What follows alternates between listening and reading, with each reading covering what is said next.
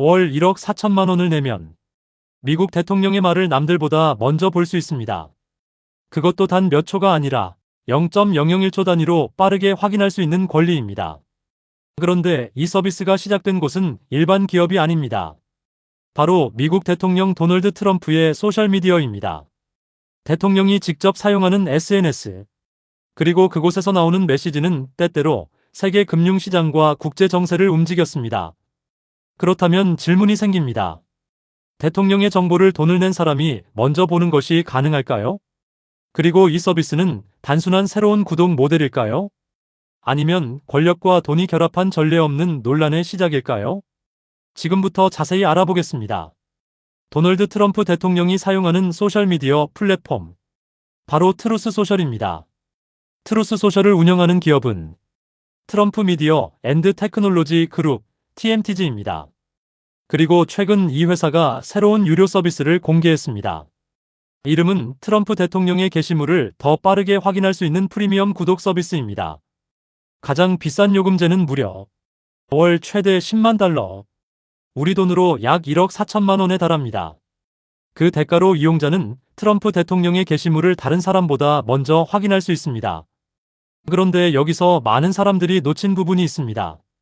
단순히 유명인의 SNS 알림을 빨리 받는 서비스라면 큰 문제가 없어 보일 수 있습니다.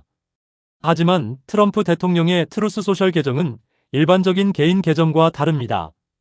왜냐하면 그의 게시물이 실제 정책 발표의 신호처럼 받아들여지는 경우가 많기 때문입니다. 트럼프 대통령은 그동안 트루스 소셜을 통해 관세 정책, 무역 관련 결정, 외교 현안, 국제 분쟁 관련 입장 등을 공개해왔습니다. 때로는 백악관 공식 발표보다 먼저 자신의 SNS를 통해 메시지를 내놓기도 했습니다. 특히 시장이 민감하게 반응하는 내용들이 포함되면서 트루스 소셜 게시물 하나가 금융시장에 영향을 줄 수 있다는 평가도 나왔습니다. 여기서 중요한 질문이 등장합니다. 만약 대통령이 중요한 정책 방향을 SNS에 먼저 공개한다면 그 정보를 몇 초라도 먼저 알게 된 사람은 어떤 이점을 얻을 수 있을까요?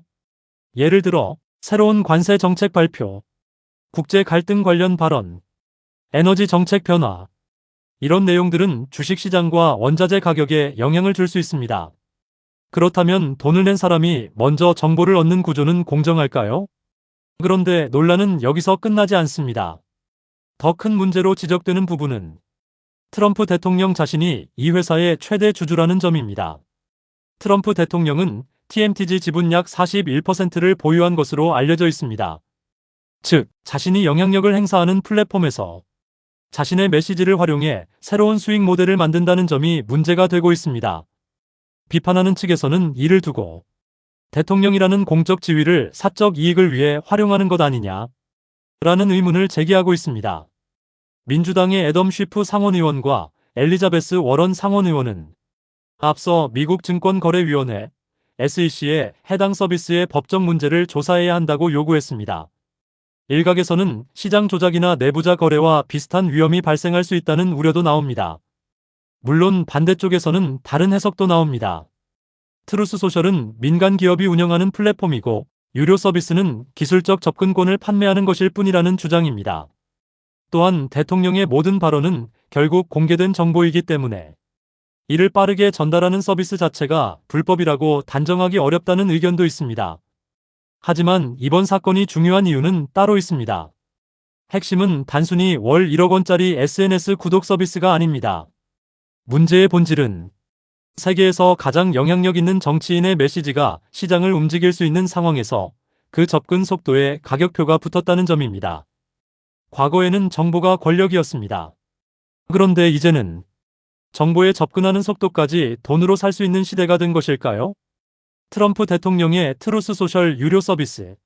누군가는 새로운 디지털 비즈니스 모델이라고 말합니다.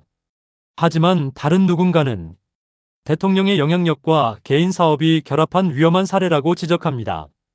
앞으로 미국 정부와 규제기관이 이 문제를 어떻게 판단할지, 그리고 이런 형태의 정치와 플랫폼 결합이 다른 나라에서도 등장할지 주목됩니다.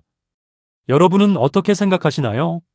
대통령 SNS의 빠른 접근권을 돈으로 판매하는 것, 새로운 서비스일까요? 아니면 권력의 상업화일까요? 댓글로 의견 남겨주시기 바랍니다.